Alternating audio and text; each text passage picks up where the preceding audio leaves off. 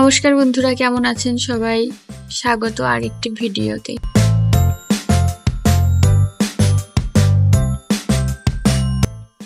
আজকে সকালে শুরুর ব্রেকফাস্ট এই তো চা আর চকলেট কুকিজটা কিন্তু ভালো ছিল অনেক। এই তো তারপর সকালের খাওয়া শেষে ছোট ছোট আলুর দম হবে। আলুগুলো আমি অনেকক্ষণ পরে ছিলছি। তারপরে এই তো চাল রেডি করা আছে, সয়াবিন গরম জলে দিয়ে রেডি করা আছে। এই তো তেলে দিয়ে এখন একটু ভেজে নিবে, ভালোভাবে লাল লাল করে ভেজে নিবে।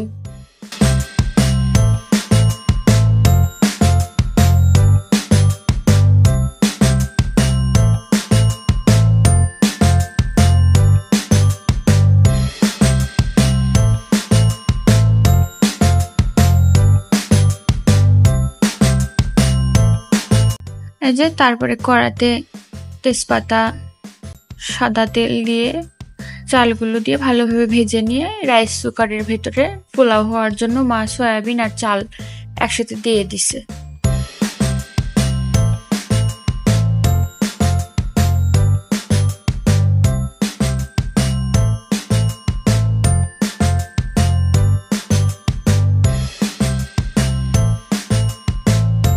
তবে এটা আমার প্রথম ট্রাই ছিল এবার সয়াবিন বা সয়া বড়ি দিয়ে এই সাদা পোলাওটা, কিন্তু অনেক সুন্দর ছিল। জাস্ট জমে ক্ষীর আর সাথে ছিল কোল্ড ড্রিঙ্কস।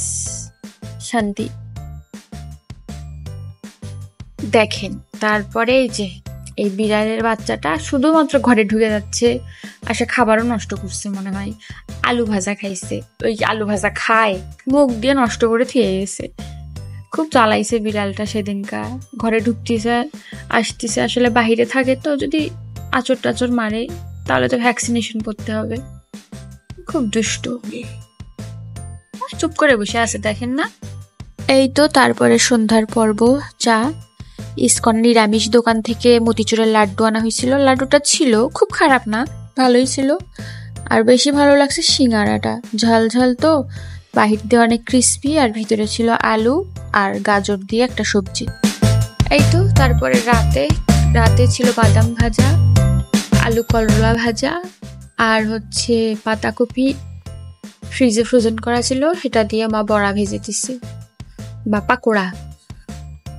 সুন্দর। রাতের খাওয়াটাও বেশ ভরপুর হলো। এই যে ব্যাগ রেডি করে নিছি, কালকে চলে যেতে হবে শ্বশুর বাড়িতে যাব, মানে গ্রামের বাড়িতে। ওখানে যায় কিছুদিন ব্লগস দেখতে পারবেন ওখানকার। আর তারপরে গন্তব্যে চলে যেতেই হবে, কিছু করার নেই, সব মেয়েদের মেনে নিতেই হবে। তো ঠিক আছে, ভিডিওটি ভালো লাগলে একটা লাইক করে দিবেন, নতুন নতুন কন্টেন্ট পেতে চ্যানেলটিকে সাবস্ক্রাইব করে দিবেন। ভালো থাকবেন, টাটা।